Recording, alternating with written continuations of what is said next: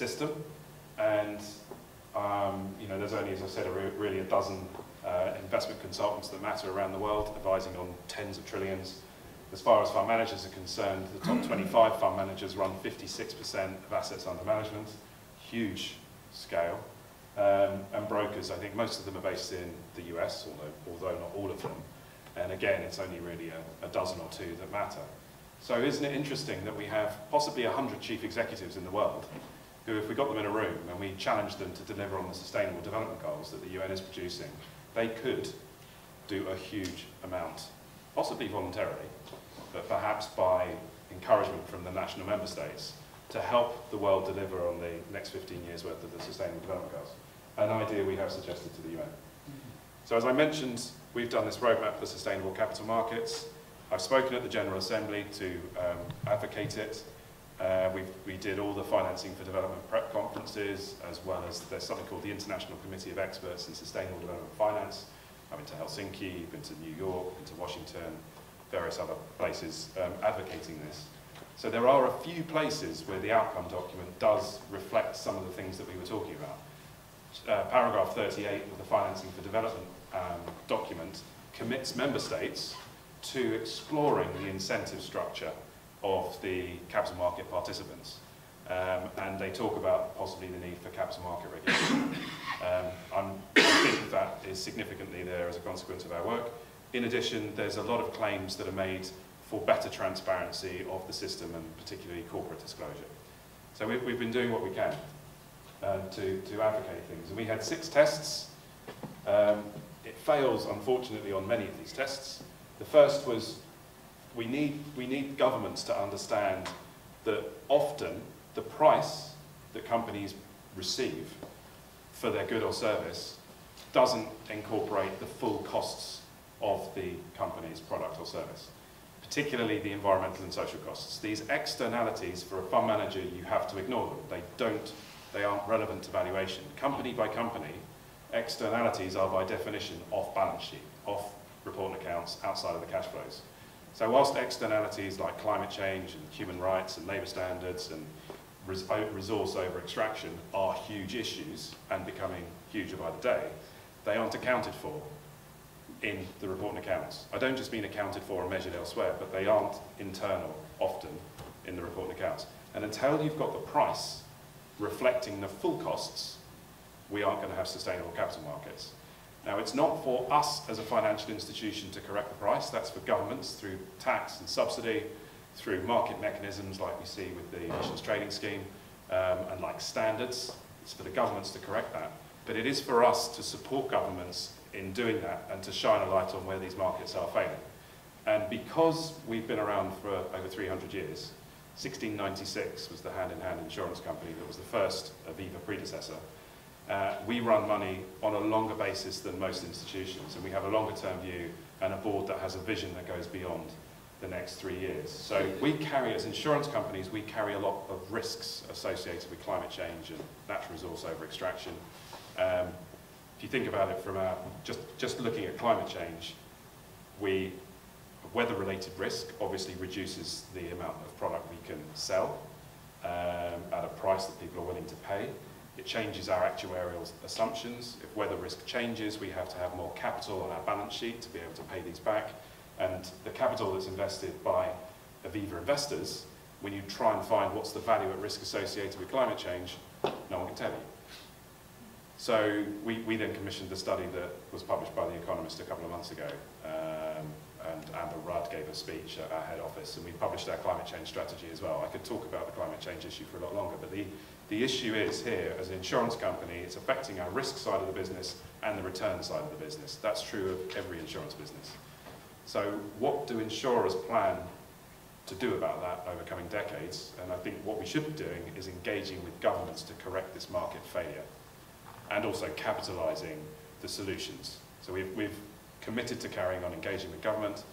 We've committed another 500 million a year to green technology broadly defined, and we've committed to engaging with the companies that we invest in that we're most concerned about from a fossil fuel perspective, coal companies, and divesting those that don't move to a strategy that is lower carbon over time.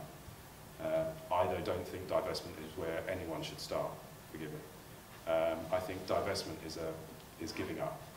And I think if the investors that understand the issue and are concerned about it simply walk away, all that happens is that there's no cost of capital impact, and so it doesn't affect the company. All it means is that they have an easier AGM and investors that don't care. So I have seen engagement do amazing things. I'm genuinely in a privileged position to be able to say that. So I know full well how hard it is for you to assess that, because you don't see portfolios, you don't see the number of the engagement that takes place. You probably don't know the voting that happened in if you have any investments. You won't find it easy to find the voting. But I can personally point to, for example, SOCO, which is in that sector, the oil and gas company. We were a big owner of SOCO a few years ago. SOCO was looking at Virunga, the World Heritage Site in Africa. I met the chairman, fund managers met other chairman, the chief executive, we spoke to the CFO. We turned up to the AGM, and SOCO has now agreed not to mine the site, the Virunga site. WWF are very pleased about that. As you can imagine, I am too, because I used to work with some of the people that work there. So engagement can work. I could give you examples in the mining sector, like Vedanta, which is an Indian mining company listed in the UK. 8 years ago, all sorts of issues were boiling up with a few of its mines in India. It then got sanctioned by the UK government for not complying with the OECD guidelines for multinational enterprises. So we turned up at the AGM, made 7 recommendations, and 3 years later they delivered on all 7. It took 3 years. So engagement in certain areas can be incredibly effective. If engagement is well resourced and followed up, and you repeat your call to action sufficient number of times, you can be effective. Now, having said that, there are certain places where it's unlikely to be effective. For example, if the business case, if you're a tobacco company and you're concerned about people dying, you're not going to go to a tobacco company and say, stop making cigarettes, and expect to have a very long conversation with them as an owner. So, I would accept there are limitations to engagement, absolutely. So if there are things that you just don't want to change, don't own them. But if there are things that you do want to change, own them, and then make sure that your fund manager is a vociferous owner and engaging repeatedly. And we turned up at the Shell AGM and asked them a question about what their plans were in the Arctic. It's a colleague of mine, Stephanie Meyer, that did it. I don't know if you were at the AGM, but there certainly weren't many fund managers doing that. Now, they've obviously just gone back into the Arctic. It's an issue for us. We're concerned about it. But we're staying and we're asking questions. So judge by that whether you think engagement's working. If you genuinely try and live your life in a way that doesn't use oil, then it would be inconsistent to then invest in it. But if you think about how pervasive oil is in our society, just look around you. How much of this is made from oil? I mean, the power kicking in here, that's coming from fossil fuels. So if you don't do it in your life, if you don't expect to be able to live free from any fossil fuel, or any plastic, or any nylon, or any kind of chemical, then why would you do it in your investment portfolio? Surely it's about, let's have a vision for what a kind of sustainable energy infrastructure looks like, and let's use our investments to move to a trajectory that delivers that zero carbon energy system by 2050 and stays within the 350 parts per million environment. So, if everyone who cares about it just divests, what are those companies that should be changing left with? There was a guy I know called Craig McKenzie who did a PhD looking at this issue. On the one hand, you've got the ethical question. So you as an individual want to have a pure approach. And on the other, you've got the corporate reform challenge.